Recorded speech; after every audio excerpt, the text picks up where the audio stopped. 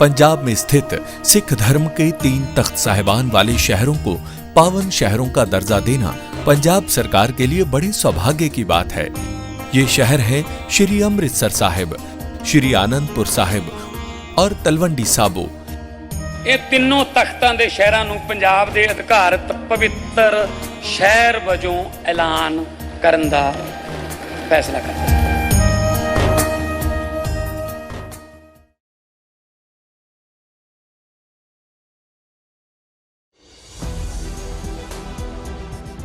जय संविधान, जय भीम, महात्मा गांधी की जय, गुडसे मुर्दाबाद।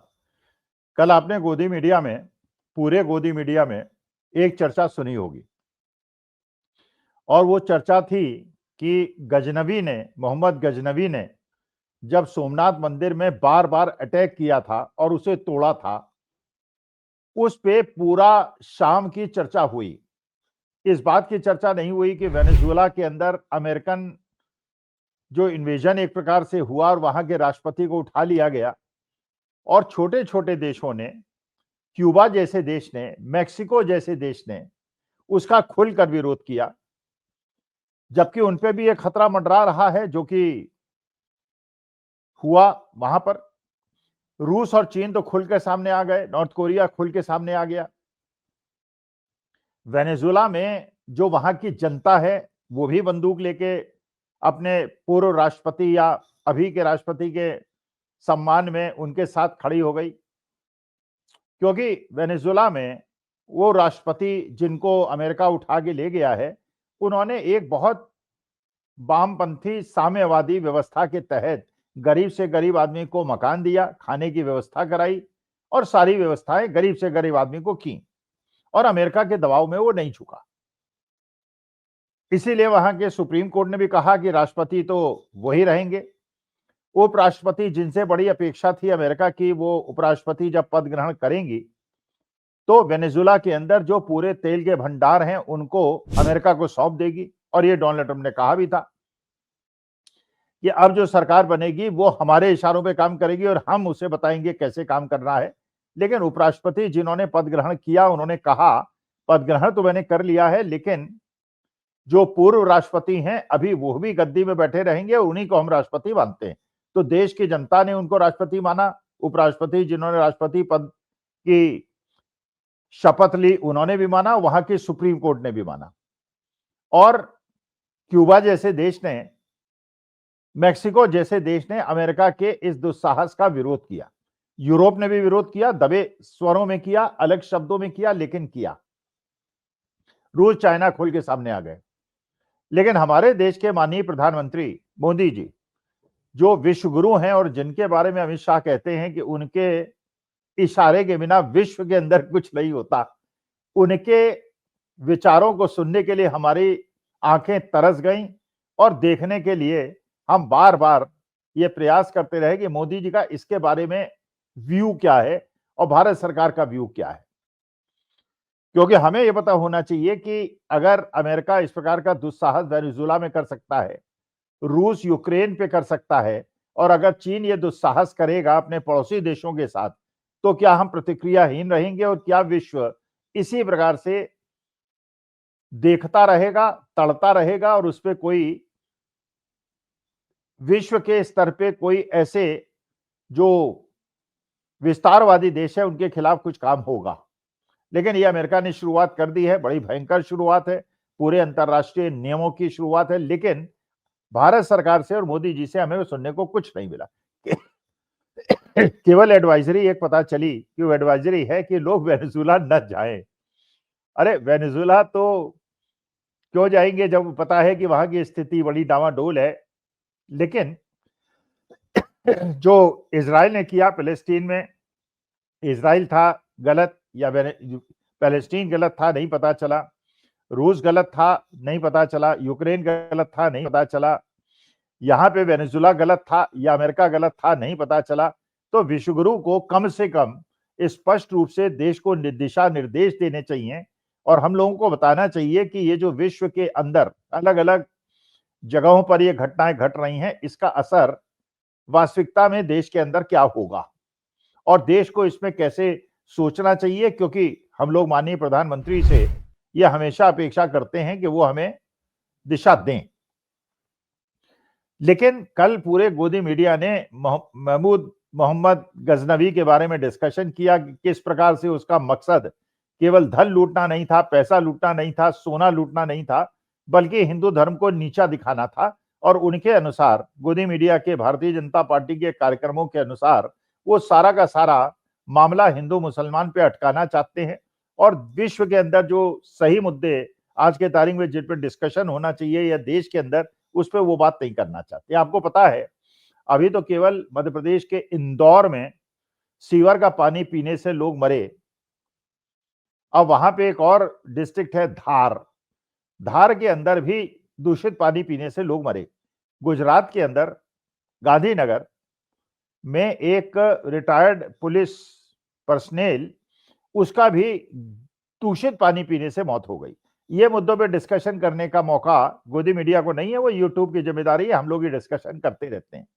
तो जहां मोदी जी ने ये हम लोगों को बताया था कि सीवर की गैस सीवर के नालों पे अगर भगोना उल्टा करके रख दिया जाए, पीछे छेद कर दिया जाए और उसे नली से आपके गैस चूल्हे से जोड़ दिया जाए तो आप घर की चाय बना सकते हैं। ऐसा दिव्य ज्ञान मिलने के बावजूद अब ये पता चल रहा है कि वास्तविकता में का सीवर का पानी लोगों को पिलाया जा रहा है। और ये बात पहले भी मैं अपने वीडियो में कह चुका हूं।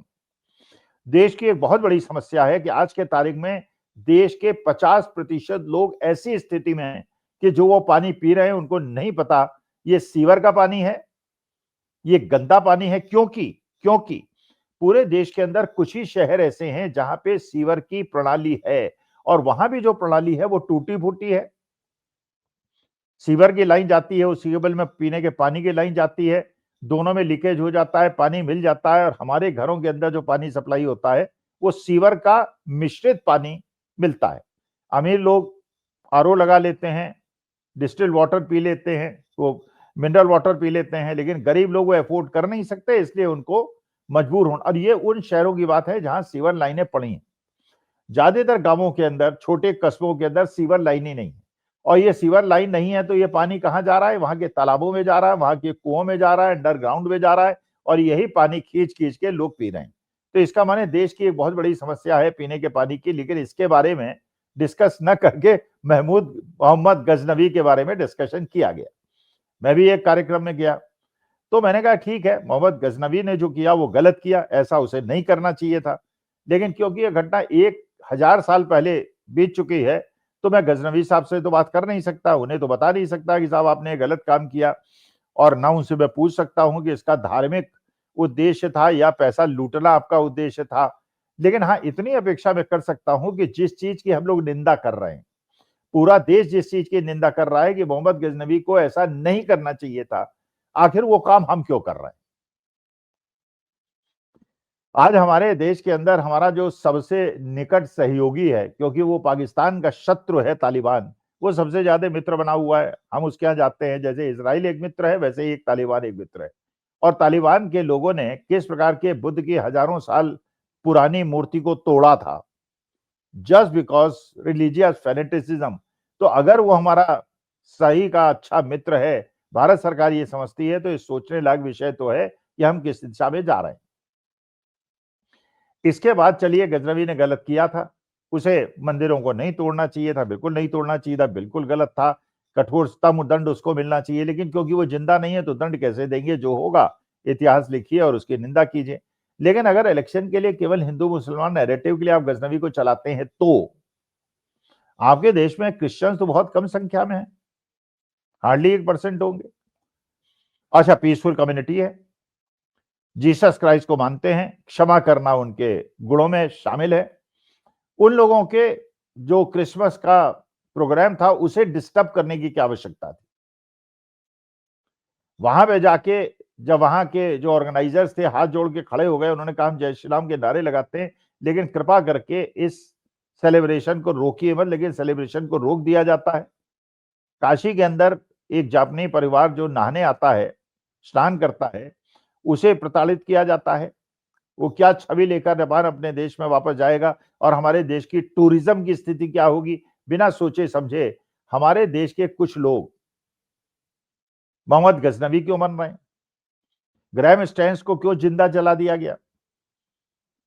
क्योंकि किसी भी देश के अंदर, चलिए वो तो पुरातन काल था, पहले का समय था, उस समय तो राजा महाराजाओं के युद्ध हुआ करते थे, ऐसे ही मारकाट होती थी, विस्तारवादी नीतियां होती थी, लेकिन आज तो विश्व व्यवस्था जो है 21वीं शताब्दी में वैसी नहीं है। आज के तारीख में जो विश्व की व्यवस्था है वो ज्यादातर यूएनओ जैसे ऑर्गेनाइजेशन द्वारा कंट्रोल्ड है, और जहां पे यह माना जाता है कि पूरे विश्व के हर देश को सेकुलर होना पड़ेगा, एक दूसरे की धार्मिक भावनाओं को ठेस न पहुंचाने की कसम खानी होगी। हम लोग हिंदू मेजॉरिटी कंट्री हैं, हमें मुसलमानों और क्रिश्चियनों और बौद्ध लोगों का सम्मान करना होगा, बौद्ध देशों को हम लोगों का सम्मान करना होगा, क्रिश्चियंस को हिंदुओं का, मुसलमानों का, सिखों का सम्मान करना होगा, और ये कोएग्जिस्टेंस होगी जिससे सब पीसफुली, शांतिपूर्वक, सर्वे भवन्तु सुखिनः सर्वे सन्तु निरामया की भावना से कोएग्जिस्ट कर सकें।